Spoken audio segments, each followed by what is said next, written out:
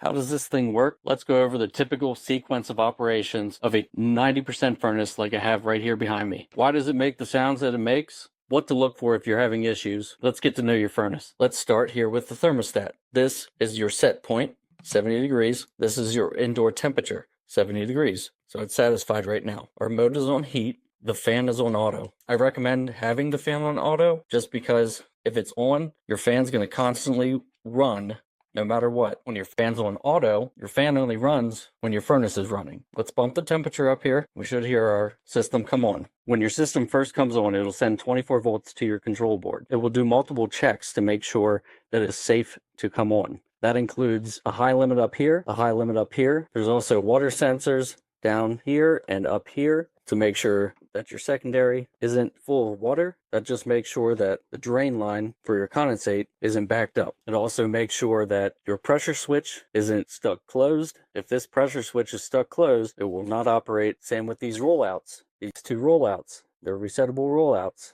If these are tripped from overheating, your system will not come on. You also have a main limit in the back here. It's a little harder to see. That ensures that your unit is not overheating. If your unit's overheating and this trips, your blower will actually continuously run until this resets. So the sequence here is your thermostat first, second, system check, or your high limits, pressure switch, water sensors. Once all of this is checked and it's sending power back to the board, your inducer will then come on. That inducer is hooked up right here to this pressure switch.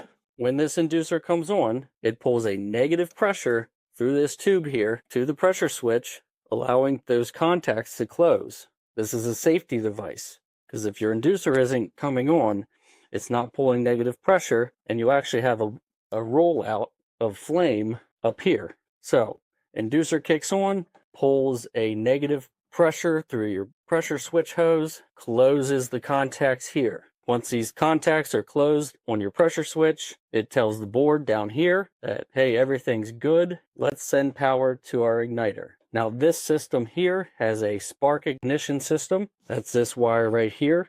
It'll send voltage to your spark ignition, and then from there, your gas valve will open. It'll send 24 volts to your gas valve. That will open 3.5 inches of water column, sending gas through your burners. As long as everything lights, there's another check here, right here. This is your flame sensor. If this does not sense flame, your gas valve will automatically shut down. So this is not going to just continuously throw gas in here without knowing that it is lit. Once it's lit and it is proved that there is flame,